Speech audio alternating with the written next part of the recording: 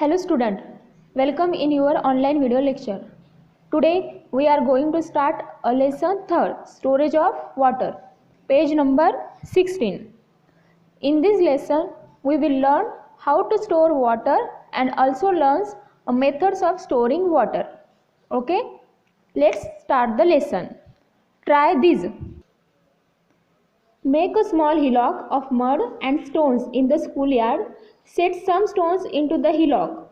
Pour water over the hillock from a watering can like rain. Use the following points to study how the water flows over the hillock.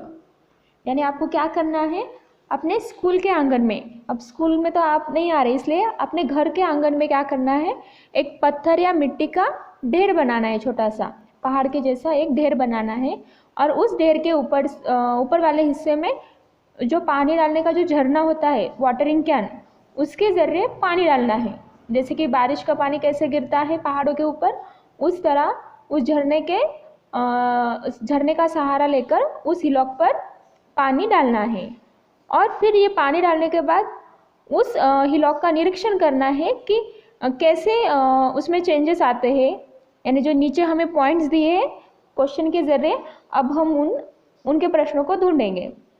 First, in which direction does the water flow, पानी किस दिशा में बहता है।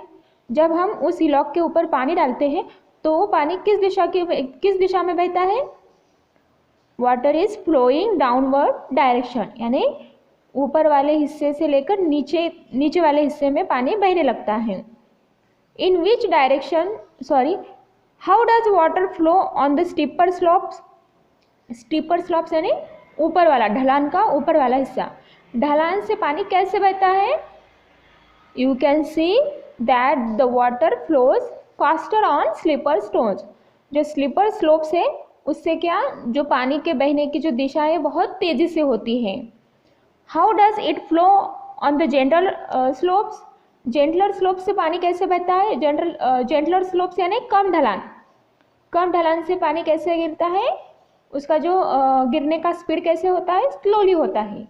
On gentler slopes water flows comparatively slowly, किससे compare करें तो steeper slope से अगर कंपेयर करें तो जेंटलर स्लोप से जो पानी के बहने का जो स्पीड होता है वो थोड़ा कम होता है।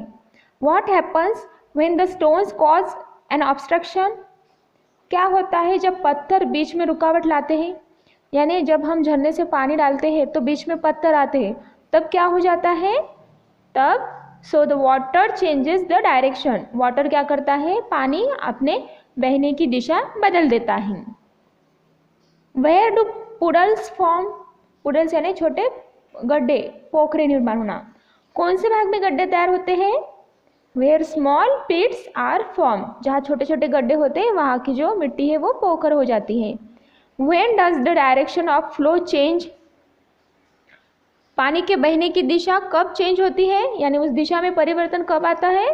हमने अभी देखा कि जब छोटे छोटे पत्थर बीच में आते हैं, यानी when there is a obstruction in between the flow of water, पानी के बहने की दिशा में जब पत्थर आते हैं तो क्या करता है, पानी अपनी दिशा बदल देता है। Now stop watering the hillock, make observation using the following points.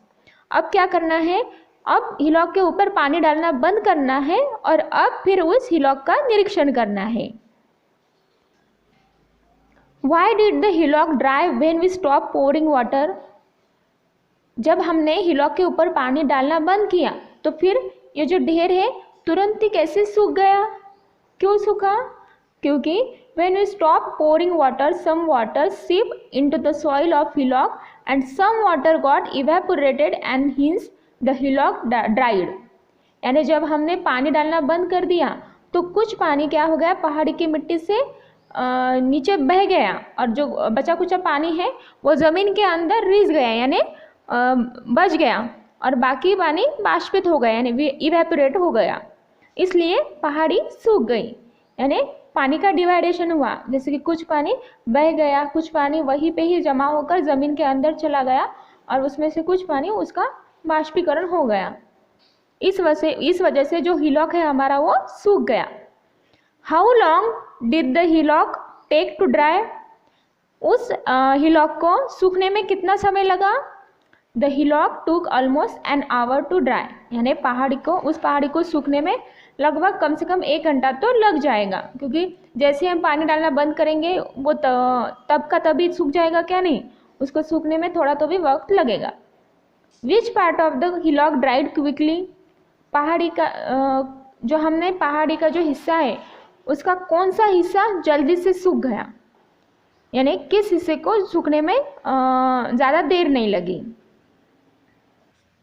You can see clearly that the stones of the bottom of hillock dried quickly, पहाड़ी का जो तल का हिस्सा यानी जो हमारे स्टोन के नीचे वाला हिस्सा है वो जल्दी से सूख गया।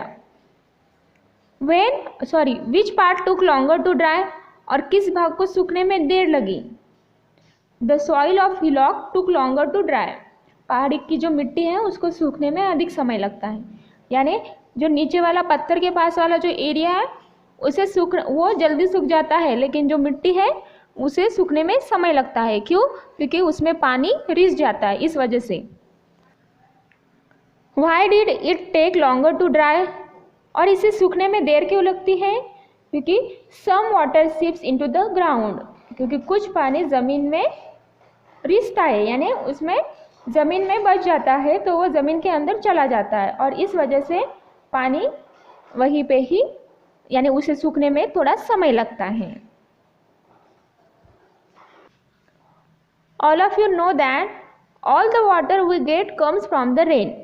That is why we have to save water. Water must be used economically. यानी हमें जो भी पानी मिलता है, पानी सिर्फ हमें बारिश के पानी से ही मिलता है, यानी जो भी हम पानी मिलता है वो बारिश का ही होता है, और बारिश का मौसम भी 4 मंथ का ही होता है, यानी सिर्फ हमें साल में 4 महीने ही पानी मिलता है। इस वजह से हम सभी को ये ध्यान में रखना है कि वाटर को सेव करना कितना ज़रूरी है हमारे लिए और हमारे इकोनॉमी के लिए भी। You will realize that some rain water flows away over the ground. Some water seeps into the ground. All the water we get comes from the rain. The rain seasons last for 3 or 4 months. Along with us, all living things use this water all year round. यानी हमें जो पानी मिलता है, हमने अभी जो example देखा है उससे हमें क्या समझ में आया कि हमें जो पानी मिलता है सिर्फ बारिश से मिलता है, और उसमें कुछ पानी ज़मीन पर बहता है तो कुछ ज़मीन के अंदर रिसता है, और बाकी बचा हुआ पानी क्या हो जाता है, उसका इवेपोरेट हो जाता है। और बारिश का मौसम भी सिर्फ 4 मंथ का होता है कि नहीं? कौन सा महीने का? जून, जुलाई, अगस्त या सितंबर। इन 4 महीने में ही बारिश होती है, यानी इन 4 महीने में ही हमें पानी मिलता है, और वो पानी हमें पूरे साल तक यूज़ करना पड़ता है।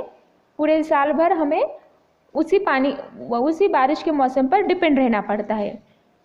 If we do not store water, we will not have enough water for our needs. That is why we have to save water. Water must be used economically. In this lesson, we will see different ways of storing water. और अगर हम इस पानी का संचयन नहीं करेंगे तो हमें क्या होगा? पर्याप्त पानी नहीं मिलेगा। अगर हम वो बारिश का पानी बचा कर नहीं रखेंगे तो फिर साल भर हमें पैसा ही रहना पड़ेगा, यानी इसलिए बारिश के पानी को बचाना ज़रूरी होता है, यानी उसका संचयन करना ज़रूरी होता है। अब हम आगे के लेसन में देखेंगे कि कौन से मेथड और वेज है जो वाटर स्टोरिंग के। ओके, तब तक आप आपके नोटबुक में अभी जो मैंने क्वेश्चन दिए हैं यानी उनके जो आंसर बताए आपको आपके नोटबुक में लिखना है। ओके।